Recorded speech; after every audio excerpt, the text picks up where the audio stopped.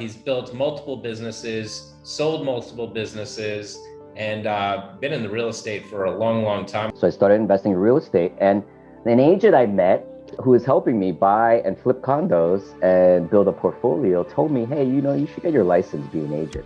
I was a little insulted at first. I was like, what?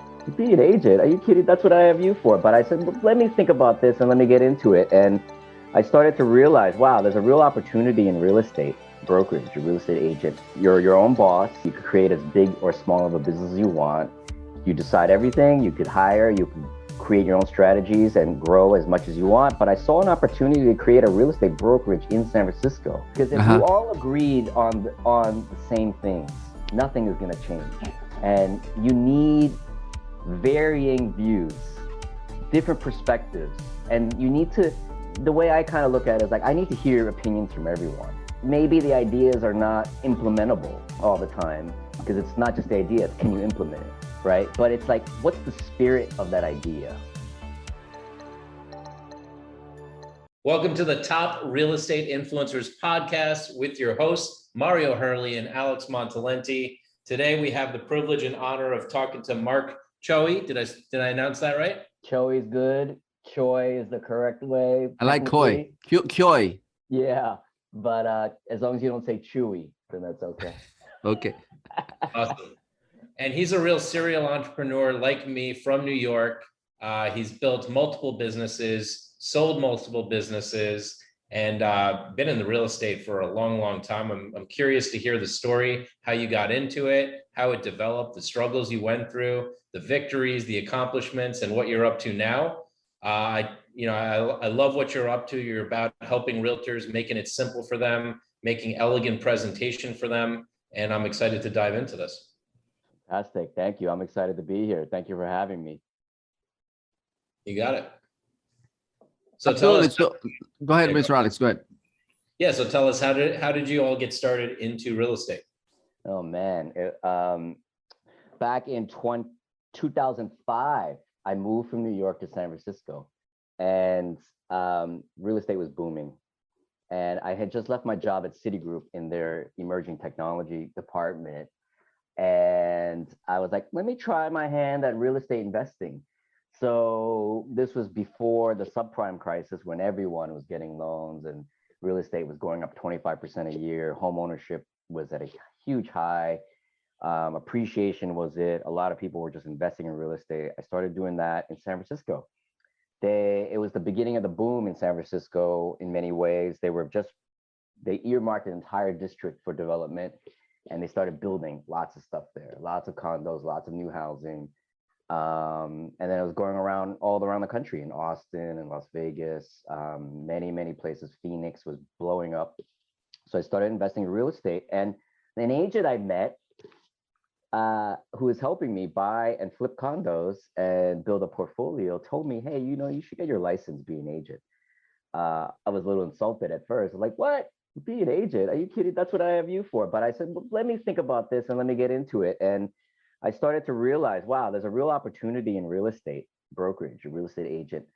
You're your own boss. You could create as big or small of a business as you want. You decide everything. You could hire, you could create your own strategies and grow as much as you want. But I saw an opportunity to create a real estate brokerage in San Francisco. And so I went back to my agent and I said, hey, we should start a brokerage. You made me get my license. Now I'm going to make you start a brokerage with me. And his name was Chris Lim. So today he's heading up franchise at Properties. And I think he's like the president of Christie's now. Christie's Real Estate. He just bought it. Yeah. Really? Yeah. So he might be a good person to have on your show. But anyway, I went back to him. I said, hey, we should really pool our talents and build a brokerage. His talent was sales and marketing. He was one of the most genius marketers, salespeople I have ever met. And I am a techie and business person and visionary. And so I said, hey, I had this vision. I think we could create this cool urban brokerage in downtown San Francisco and bring a little bit of New York in, because San Francisco was a small town and didn't have high-rise living, really. So they had this area where they were just marking all high rises, lofts, cool lofts, kind of like your cool district in Wynwood, right? In Wynwood in Miami, Yeah. and then all the South Beach condos. So we have a South Beach in San Francisco too. They call it South Beach. So yeah, so that's what happened. And you know, I had the vision and the tech and the business stuff, and he had the sales and marketing, and we just started building this brand called Climb Real Estate. I could keep going on that, or was there a follow-up question? Yeah, I'd like to hear how you built that up. Like, I Mhm. mean, you had a vision for a brand called Climb Real Estate. You got one guy that says, "Yeah, let's do this." Yeah, yeah. How So do you go about building a whole team and dominating that local market, and then yeah, exactly. You know, I joined Keller Williams, and I joined it for the training because they are probably hands down some of the best training, you know, in any brokerage. So I got hooked onto the Red Book, the Millionaire Real Estate Agent, MREA. Everyone in real estate should probably read this book, and it's about how to build a team and how to have structure in your team, and something that real estate agents really struggle with, right? Yeah. Most of them, right? They don't think in a structural way. They're more relationship, emotional, sales, marketing. It's not about structure. So at least that's my experience with agents. And you know, so I brought structure to it. I said, hey, you need buyer agents, you need a listing coordinator, we need a marketing department, we need admin help. And so we kind of funneled it all together, created this team, and we set out to focus on one neighborhood in San Francisco and dominate that neighborhood. And you know, at the time, this neighborhood called South of Market or South Beach, Mission Bay is another part of it. You know, it's a corner of the city that was all garages and warehouses, right? And it's very much like Wynwood and other areas of every city's got this area: industrial, auto garages, paint stores. I mean, you can walk around the block and run into 5 paint stores, right? It's like where you buy your paint. And every place has this. And then, you know, the rest of the city gets expensive. And they're like, hey, what about this area here? Why don't we redevelop this area? So that's what happened. And I said, let's plant a flag here, right? Because I bet in 5 to 10 years, this is going to be the #1 district in the whole city in terms of sales dollar, right? At the time, it was Pacific Heights. A lot of people know what Pacific Heights is, Noe Valley in San Francisco. And so we said, if we focus here, grow, own the market here, we'll grow organically with the city. And that district ended up becoming 25% of the sales in the whole city. We grew with it and we skyrocketed. We also had the strategy of focusing on first-time buyers into condos. And not necessarily first-time buyers. I mean, when you buy in a condo, you're not generally a family gonna buy in a condo. You're going to be a single person, right? Or you're retiring and moving back to the city. So we focused on condos. And the reason is because the turnover in condos is very high. You only can live in a box for so long: 1,000 square foot box, 800 square foot box, 1,400 square foot box. You only can live in there so long. So I said, great, we'll represent all the buyers going into these condo buildings. Yeah. And I bet a lot of people do the same strategy in Miami, as you know. They like only focus on new developments. And they position themselves as the new development condo expert, or et cetera. And we focused only on those. We really, really did. We said, we're going to capture 30% of the market share in this building, just on the buyers that went in. So we did that. And some buildings were 20%, some buildings were like literally 35%. I was personally over 40% of the sales, just me, in the largest condo building in San Francisco. It was 650 units. And I moved into the building and I made it my hunting ground and neighborhood. And we dominated the condos. And what happens in condos? These buyers, well, they need a significant other. They get a job change. They get kids. They have kids, right? And they have to move.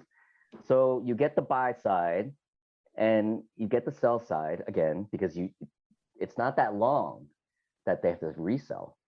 They're not going to stay in there 10, 15 years in general. The average is like 5 to 7 years, maybe.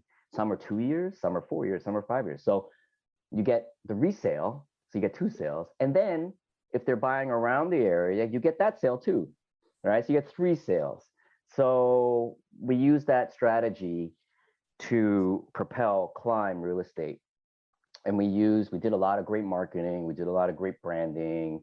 We ingratiated ourselves with Inman, the publication, and any media outlet. We did a lot of, I would call them PR stunts. We had an Airstream office. We had a lot of tech. We had a lot of inclusion. San Francisco is very well known for inclusion, right? And so we leaned on that way ahead of time. And we leaned on millennials. We leaned on tech, and everything everywhere around San Francisco is tech. So you can't escape it. Yeah. And so if you just do anything in tech, you're sort of in the leading edge, right? And so we created a Climb Labs, which was our innovation center for tech. We got famous with Zillow. I was on the Truly advisory board to give advice to them on how to build a product. And I became on the Zillow advisory board. We started winning all kinds of awards for best website, best neighborhood website, most innovative. We just did things differently, and we kind of marched to our own beat of our own drummer. And we just said, hey, if we as 30-year-olds or 40-year-olds, like young, I consider myself young. Yeah. If we were to redo brokerage, what would we do? Okay, 1, no offices, right? We had co-working, right? What else would we do? Mobile, right? You need to be mobile. So we had a mobile office. What else would you do? Well, you got to be hip, cool, social media. You got to do cool stuff, fun stuff. No one wants to see. So we named it Climb. We didn't name it after someone's last name, and we made it modern. And we had this red color, and it was just great time. And we blew up in the national eye. A lot of people looked to us and see what we were doing. Then Realogy came knocking, and they bought us. So they acquired us in 2016. And I'll never forget it, but I walked into Richard Smith's office, the then president, and he goes to me, hey, young man, nice to meet you. Welcome to Realogy. I just want to let you know our legal team has researched Climb real estate in all 50 states, and we've reserved the name. Welcome to Realogy. So their point was that they wanted to grow Climb nationwide and make it their urban, millennial, hip, modern, techie brand, right? So we were close. It didn't happen, but that was the plan. That was the whole thing. But after that, after Realogy purchase, I'm not a big company guy. I'm a serial entrepreneur, as you introduced me. I said, hey, I'm going to throw my hat into the real estate tech ring. There's a lot of problems. There are limitless problems you can solve in real estate. Yes. Right? I came up with one that I thought wasn't being adequately solved today at the time, and I still don't see it adequately solved. And it's a sales platform, basically a sales pitching platform to precise HighNote. And here's the use case. If you get a lead and you have to respond to the lead, and let's say it's a seller lead. Well, what do you have to respond with? Thank you for emailing me. I can't wait to meet you. Or you get on a phone or something. But she or he, that lead, is being interviewed by 2 other agents also. Yeah. Or vice versa, right? They're interviewing 2 other agents. You need to stand out. How are you going to differentiate yourself as a real estate agent from those other 2 people? You don't even know who those 2 other people are, other agents. So, but what you do is you scramble, you set up a call, and you set up an appointment to go meet them, but you need to send them something, right? And some people just print out a listing presentation, take a picture of the house and drop it off at their desk. What about digitally? What are you going to do, right? A lot of people are going digital now. Yeah. Right. An email, what happens is an email with a 50-page PDF, or an email with comps, or an email full of links and maybe 3 other PDFs, something like a big mess, basically. Yeah. So our tool, Or no email. What's that? Or no email. Or no Or no email, or nothing. Exactly. And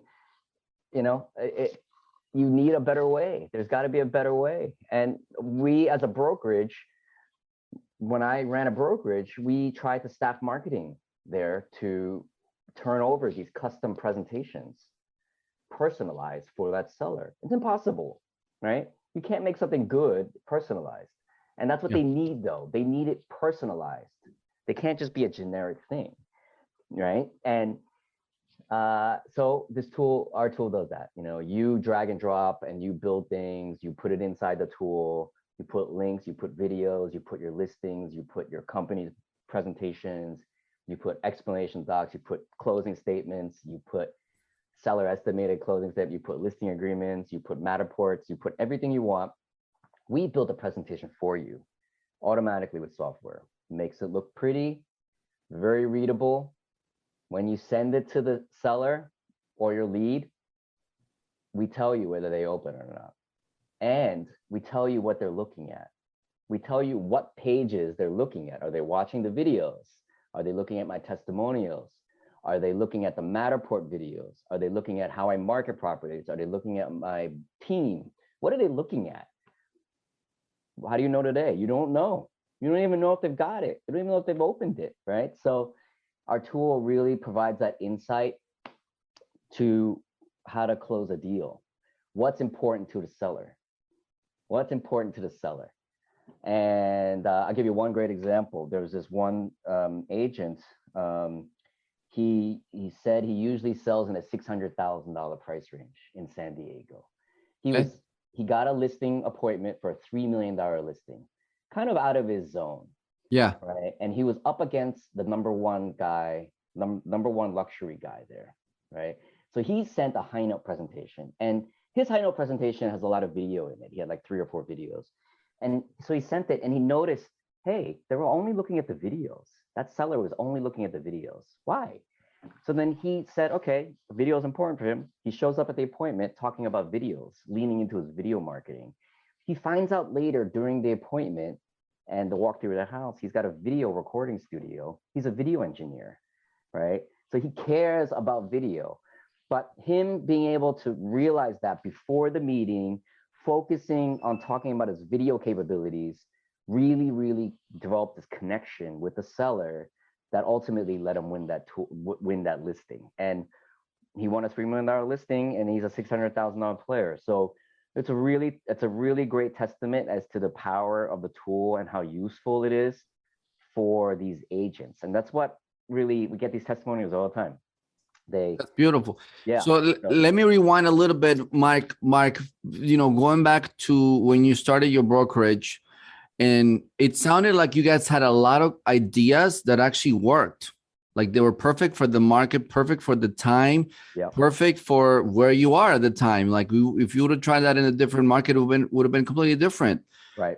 Who was the brains behind all this? Was it your partner? Like, how did you guys come up with so many brilliant ideas? You know, he came up with a lot of the marketing angles. I came up with all the tech stuff. So I was the one that brought we were the first brokerage in the country to try Matterport. It was you guys. Okay. Yeah, we were the first ones. We were one of the first ones to do Real Scout, to use Real Scout. We were one of the first ones to use chat, like chat bots. Right? Yeah. We were very early in social media. I can't say we were the first, but we were one of the first doing it. And you know, so all kinds of things. You just kind of, I don't know, you're in it. And there's a lot of failures, obviously, too, but you got to just keep trying, right? And the Airstream, the mobile office, was a great idea. Back then, it was food trucks was big. Remember food trucks, right? It was like, oh my they're God, so big like, here. Yeah, destroying the real restaurant industry. They're just driving up right in front of my restaurant, taking business away. Wow, what a great concept. So we said, hey, you know what? There's something to this concept. There should be like a real estate office that goes to you. So, you know, my partner, though, we had the same idea. I wanted to get this truck, like a food truck. He said, no. I bought an Airstream already. The silver shiny Airstream. Yeah. And, you know, he tricked it out, made it like a beautiful office. And we used to bring that thing around to open houses. We would use that to win listings and tell sellers, hey, we'll bring an Airstream to your listing. who else can do that? Yeah. Nobody can do that. Nobody. Right? Yeah. And, you know, so we got into all kinds of magazines and won awards for that. You know, so that was a great one. Another great thing was our office space, you know, it was gorgeously done. And it was modeled after Airbnb's concept. Airbnb's office, if anyone has had a chance to go there, it's just fantastic. Each of their offices are modeled after their hosts' homes. So they have a conference room that's identically to the founders where they started Airbnb. So it's like a loft in San Francisco. Then they have one from Paris. Wow, that's cool. Paris. And they have one from Mexico. They have one from, you know, France. I mean, England. They have one from Asia, Japan. So they build these offices to celebrate their hosts and their homes, right? And so we toured that office. Like, this is amazing. This is just amazing idea. So we did the same thing. We built our office to be each of our neighborhoods in San Francisco. Everything from Pacific Heights to Marina to Cow Hollow to the Castro to the financial district, you know, to the Sunset. Each neighborhood in San Francisco is completely different. I mean, you know, same in any big city. So we did that, and then we just really spent a lot of money on it. We made it gorgeous, took great photos, right? That's beautiful. Yeah. Let me ask you another thing regarding your partner, because this is crucial. Constantly, we hear agents that are thinking of putting together a team, or they had a team and they had to separate themselves. Even in our company, you know, we have multiple people that are involved in the growth and all the new ideas we have in the company. What would you say are, like, did you guys ever always agree on all your ideas? You know, obviously not, you know, but that's good. That's really good, because if you all agreed on the same things, nothing is going to change. And you need varying views, different perspectives, and you need to, the way I kind of look at it is like, I need to hear opinions from everyone. And you maybe the ideas are not implementable, but all the time, because it's not just the idea, it's can you implement it, right? But it's like, what's the spirit of that idea? You know, what's the spirit behind it, right? And then encapsulate it into something else. So, you know, we had a lot of that stuff. You know, when we did Climb Labs, it was sort of that same thing. Like, okay, Climb Labs was a honeypot for tech companies to come work with us to experiment with their products. And then what we would do is provide them the agents to test this stuff. Nice. You know, the spirit of that really is innovation, right? It's like you have the earliest stuff available, the earliest tools that agents can try. And buyers and sellers have that advantage, because if some of these products work and they give you an edge, they give your agent an edge, why would you not want that edge, right? It's a game of inches. Absolutely. You know, you're multiple offers, you're selling stuff. You need to attract attention. Absolutely. But hold on. What I wanted to get more is, what was the dynamic between you and your partner? Like, okay, you guys didn't agree on everything. Did you guys ever say, you know what, this is not working out, you know, I'm out of here? Did you, like, how did you guys ever get intensely in disagreements, or was it all just, you know, we've only smooth? had one fight, I would say, one angry fight. And I think only one. And I think after that, we had an understanding, I think. And, you know, we brought in a third partner as well. And all of us couldn't be more different.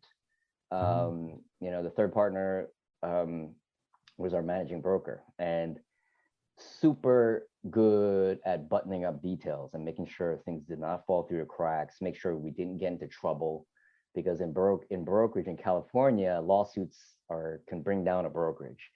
And California is highly litigious, right? Lawsuits happen over everything, condo defects.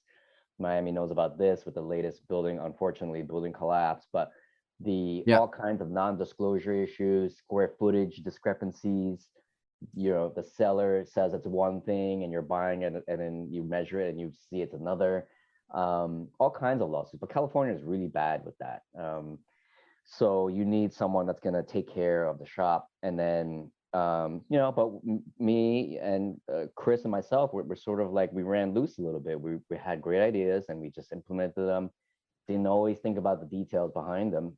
And so you see things with different lenses. I saw things from an efficiency, tech, impact lens.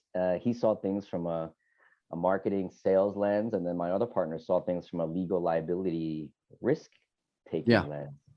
And, sometimes it's just those three will fight. They will disagree. But you need to give space, So I always said, hey, all right, Chris, you want to do that? Go ahead. It's not going to work, but go ahead, try it. And same with me. He would do the same with me. And, you need to give space. It's like a marriage. It's like a marriage.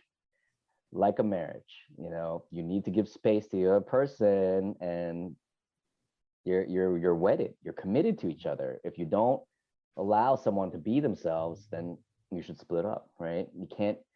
So you gotta, as long as you have the same ambition.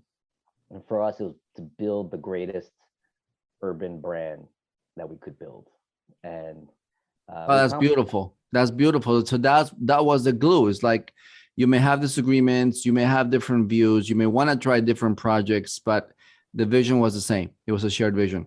It was a shared vision. And, we still disagree to things. I see him and he's like, he wants to do something, I want to do something. I'm like, I don't understand, but how the other one's thinking, but we also do. Like, we just come at it from a different perspective. And that's what it's about. It's like embracing other perspectives. And cosmopolitan cities like Miami, New York, San Francisco, that's what makes them great, because you have different people coming in. They bring different energy, they bring different ideas, and you have to mix it up a little bit. What's going to come out is something else that you'll never get if you don't mix it up. And part of mixing it up means hearing other thoughts and other perspectives that are going to clash with yours. There's no doubt about it. So you need to embrace that. I love it when my staff or my employees argue with me. I love it. Challenge me. I don't want someone to say, yeah, that's a great idea, Mark. All right, I'll do it. And you don't like it. I want to hear why I'm wrong.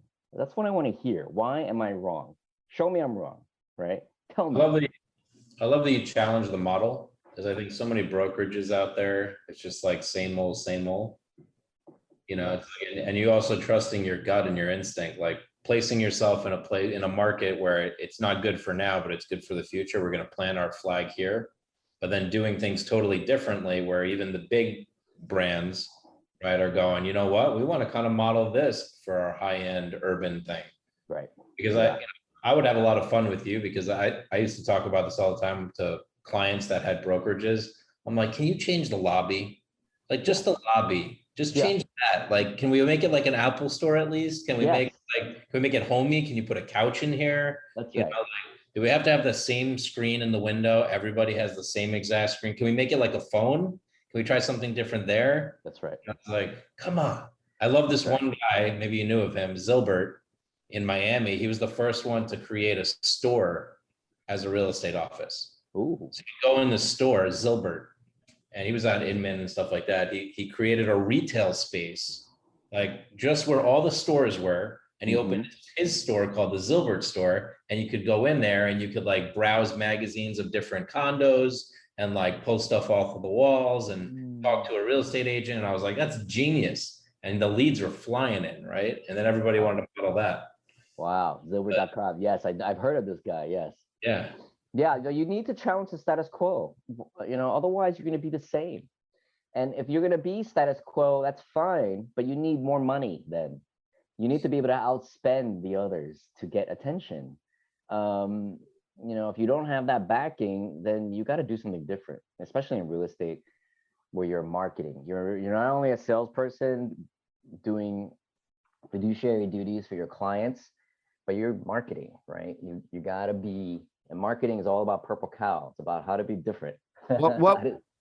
Right now, one of the things we do with agents and brokerages is we help them grow their social media. And we always emphasize on identifying like what makes you, You know, we say let's identify that, and then we can share with the world. That's going to get people to be attracted to you and follow you. What would you recommend to folks who are still thinking, well, I don't know, what am I supposed to do that's unique about me? You know, it's funny. Being you is probably, everyone goes through this life lesson. You're afraid to be you sometime. You're 13 years old, you're afraid to be you. You're 20 years old, you're afraid to be you. You're 30 years old, you're 40. Whatever point in time that you decide that you're not going to be afraid to be you, right, is when things change. That's what I've noticed over the years, right? Yeah. And for me personally, same thing. I didn't become comfortable with being me until I became a real estate agent, and I was forced to become a marketing person. And I had to do a little coaching. I had to go through coaching. I was afraid to take out an ad in a magazine because I was afraid what people were thinking about me, you know? And then back when social media, this is a great story. Back when social media came out, everyone was so afraid to be them. Like, oh my God, my pictures, they're going to be online now. And then it's a conflict with real estate in a way, because you have your professional life and you have a personal life. Yeah. And it took so long for people, should I have a business page or a personal page? And I'm like, look, you better just merge the two. What? And I took it from one angle. It was like, hey, you don't have time to update both. So I'm always time-based, right? You don't have time to update both. You might as well just own it. Like if you're at the park with having fun with your girlfriend or your boyfriend or watching a baseball game, why not post about that?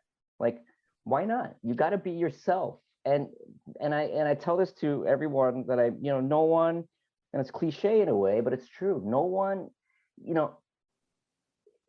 in life and in agent and brokerage life, agent life, you need to be the best, right, at something.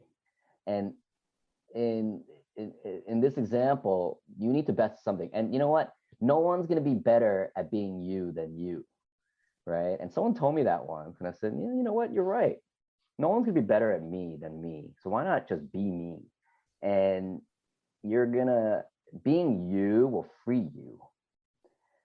Being comfortable being you frees you. And it shows, because then now you're confident. You're confident at being you, and you're yourself. And nothing's more different than you, right? And so social media, you just got to figure out, and that's what we used to do. We used to, like, when we met an agent, okay, how are you going to be different? What are you? You're a single mom? Are you a young guy? Are you an old guy? Are you married? Are you married with kids? Are you gay? Are you, or what race are you, ethnicity? What's your angle? Okay. That you're going to be. Yeah. Because if you're like everyone else, you're like no one else. You got to be something different, right? Yeah. So, and this comes to your whole thing about team. A diversity of team is critical. You need to have different ethnicities, different backgrounds, different socioeconomic points of view, different locations, whatever. That's what makes a great team. The mixing up of different people. So the only way you're going to get different people and individuality is by promoting it and being you, right? So no one could be better at being you than you. So. And how did you keep your team, your agents, your people on that mode? How did you have to motivate them a lot, or just they were already excited? No, because we were like that as a brand and as people. Like, we just everyone had a different personality, but we all worked well together. We could be friends, we could be friends, but we're so different. And it was like we're bonded by the differences. Wow. Kind of strange. Yeah. We're bonded because we were individual and different. But what we enjoyed was the variety of the people. We had the first trans real estate agent, transgender real estate agent, Wow. And we promoted him before this was a big thing. And we're just like, look, this is who he wants to be. He used to be a woman, he became a man. And it was just like, and really it's the story of fighting against the status quo and against around what other people want you to be, right? The societal expectations. The societal expectations. And so I Mhm. think that's probably what bonded us too. We're like, you like me or you don't. I'm not sure if I care. I Right, know right. someone's gonna like me. Someone's gonna like me, and there's probably a lot of people that like me, but I can't please everyone. And Wow, that's so amazing. that was our motto. Like, we can't please everyone. Everyone was trying to please the $30 million mansion owner and try to be societal. And we're like, you know what? That's not us. We're gonna make one of our conference rooms a graffiti room. So we hired a graffiti artist to come in and spray our main conference room. And the main conference room was all laden in graffiti. And before it was hip, and everyone's like, what is this place? And I'm like, you know what? You don't like it? Maybe we're just not for you. Mhm. Maybe you sit in this other room. There's no graffiti. I don't know. But you got to be yourself. There's no other way to say it. Is that also how you chose people you work with, your clients, your future business partners, and all Filtered that? out, Mhm. the people that were not comfortable with it, went somewhere else. So then the people that join you are naturally going to like you for who you are. And, your confidence shows. And then, so I don't know. It's a very hard thing to do, but I think it's the key to success. Once you're comfortable who you are, you can then be free to promote yourself and be that person, which only breeds more people that like you. And then next thing you know, you have a following. I think Kevin Kelly from Wired Magazine, he said this best. He says, look, you don't need a million fans, right? You only need a few fans, right? Find out who that following is, and be that person that'll entertain those fans, right? You'll find that you can't please everyone, so don't even try. Everyone can sense when you're not being real. Everyone can sense if you're not authentic. So, and if you're trying to please everyone, you're not authentic, right? You can't be. Yeah. Right. So anyway.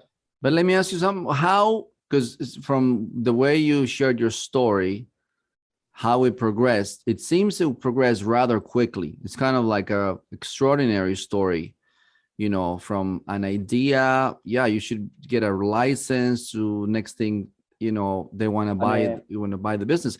What would you say allowed you to move so quickly and grow? Action.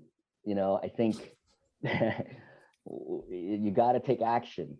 And I think, life's about timing too. Like, this success story is all luck too.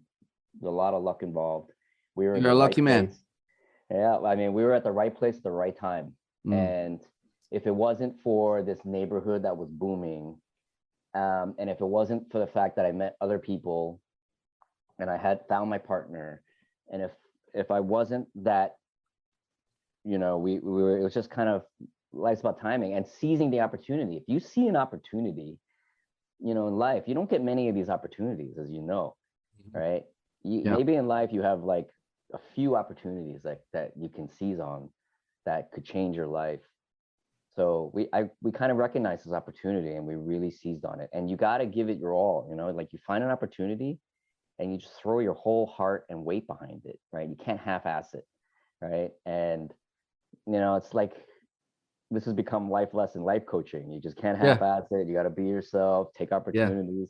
But I can't, focus, specialize, go all in on something. Come on, let's face it. Most of the realtors who are going to listen to this so far have not committed to real estate. Yeah. Yeah. Like, they're not all in, because if they were all in, we wouldn't be in the world of there's 2.1 million realtors and only 20%, sell real estate. That's right. Yeah. And, we used to tell people, like, look, all right, you want to have your part-time job and try to sell real estate on the side. I mean, you can't do anything halfway. And, we always say you can't be half pregnant, right? I mean, it's you can't be half pregnant, right? It's like you're either pregnant or not. You're either doing something or you're not doing something. And really, you're talking about luck, but I mean, from what I'm hearing, there's not a lot of luck involved. You actually had notions, ideas, creative opportunities, and you said, you know what? I'm going to take action on them because this is what's going to happen.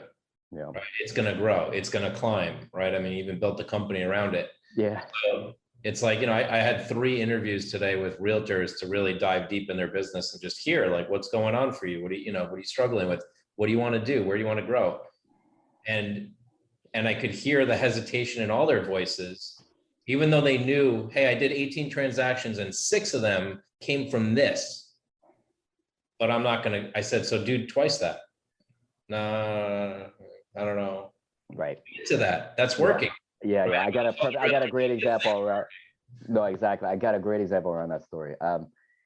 Zillow back in the day, I mean, Zillow's very big still, but that was one of the new lead sources. So I started buying Zillow and Trulia leads at $100 a month.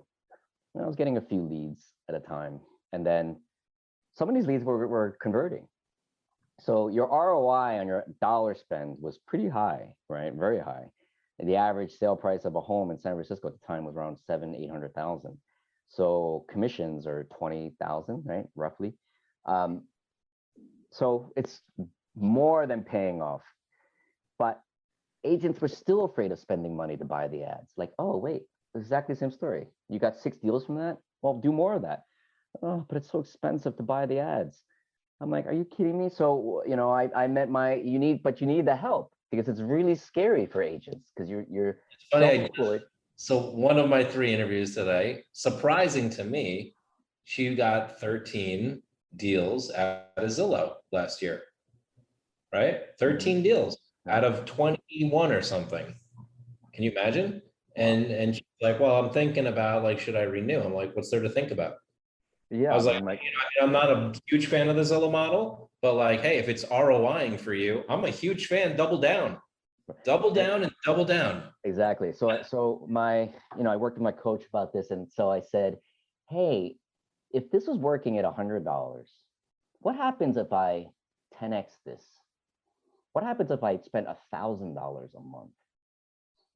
So I started spending. So I said, you know what? Instead of 10% of the zip code, I'm going to buy 100% of the zip code. So I bought 100% of the zip code so that every time a buyer or seller went to 94105, they would always see my face. And that was scary at the time. It was like $12,000 a year.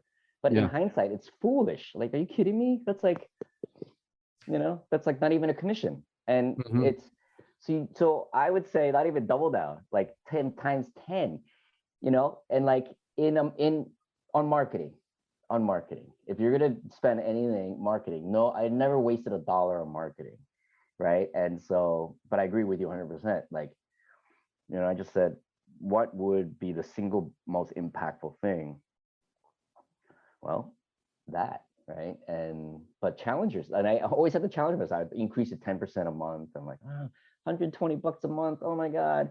$150 a month. Oh my God. Then we said, all right, let's just go all in on it.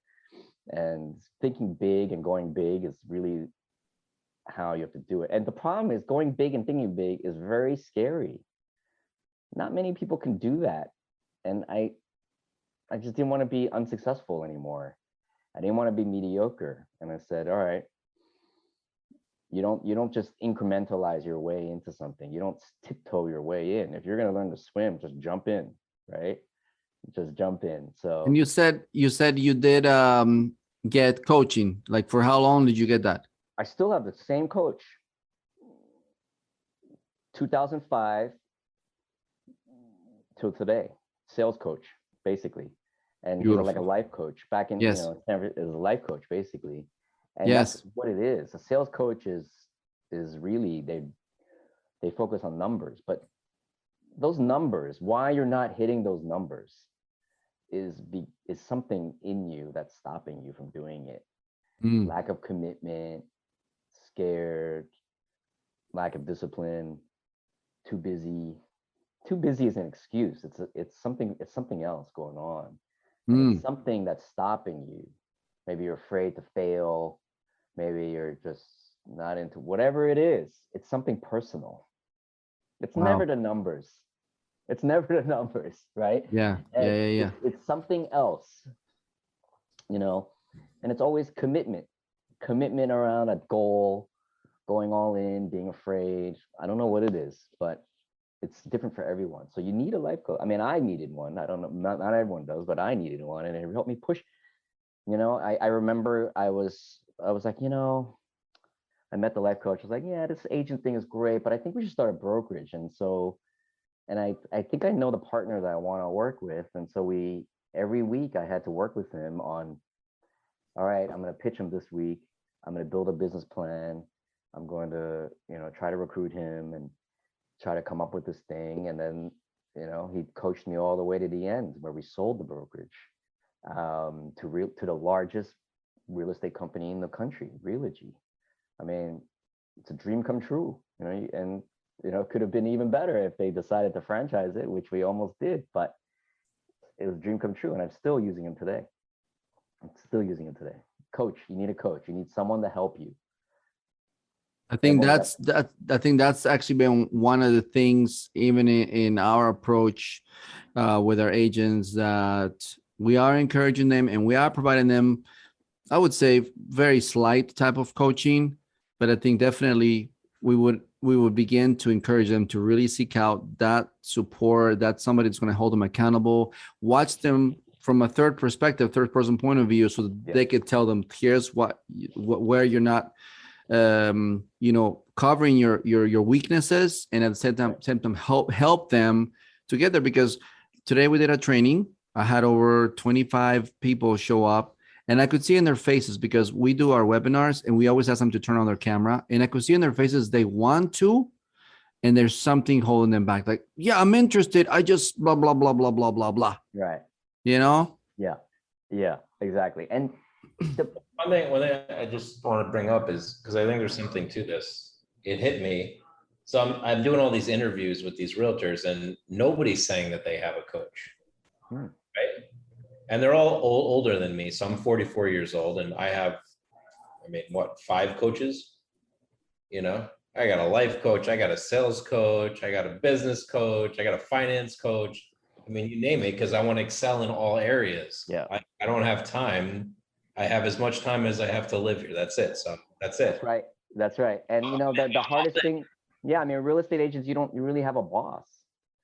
You really don't have a boss. Here's the thing. I was thinking about it today. I'm like, so why are, some of them are like, oh, I have Tom Ferry as a coach, or I listen to Tom Ferry, not like I have him as a coach, right? Or like I subscribe to this program or that program, but like the coaching piece, I didn't hear it. And then I'm thinking to myself, well, let's look at my mom. If I told my mom she needed a coach right now, she would probably kick me out of the house. Right. She'd be, I don't need a coach. What are you talking about? I live my life. I know what I'm doing here. So I think there's something like in the age also is like, I've been trained that a coach is normal, and like I should have a coach, and business coach is part of the how to grow my business. For my parents, it would be like, what are you talking about? Yeah, it's generational, I think, too. It's cultural, and it's pride. Everyone's got a coach. You have a mentor. If it's you either have a mentor, or you have a sales manager, or but real estate's so easy to fall into that trap of not having help, because you need to find help now yourself. You're an independent contractor. No one's going to tell you what to do. Everyone's going to tell you to go to the water. Here's some water, come, but no one can force you to drink it. So, right. And, you need to find it yourself. And that's why you're a real estate agent. You like to be your own boss. Right.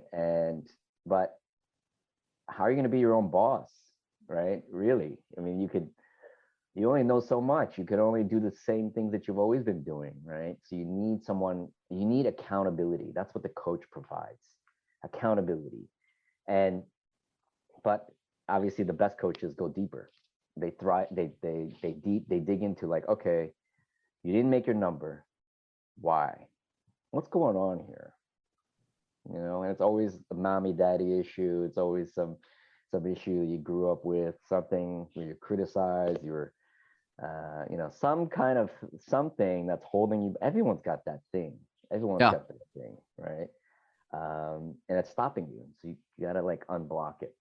You gotta unblock it, and you need outside help. Coaching is like critical. Yeah. Mark, thank you so much for joining our podcast. I think today was really insightful. it was so good that you shared to the point where you basically told us your secret. You got a coach. You have an amazing team. So all the agents out there, if you don't have that, don't be surprised. Your numbers and your progress is not moving as quickly as you want it to move. And if you want it to move as quickly, you know what you need to have. So any last comments, Alex? No, this was great. I think we covered a lot. I mean, what I like about you, it's our first time meeting face to face, is that you just go with your gut. Like you don't sit there and procrastinate and think about it. It's like you go for things. And you gotta, your life's too short. Life's too short, and it's the only thing you have, really. It's your gut. That's the only thing you have, right? If you're not gonna, you wait around and you're not gonna get anything else. You can get smarter, but really, it's your gut that really drives you. So you gotta trust it. Absolutely. Thank you so much, Mark. And I would love to have you again in the future, talk about, new successes, new projects in the future, and, share notes, because we're basically on the same train as you. We're all about providing support, providing a service that makes a difference to the industry. And we want it to be different. We want more success stories and less of the same old people not taking action. Right. I would love to do it again. It was a lot of fun, guys.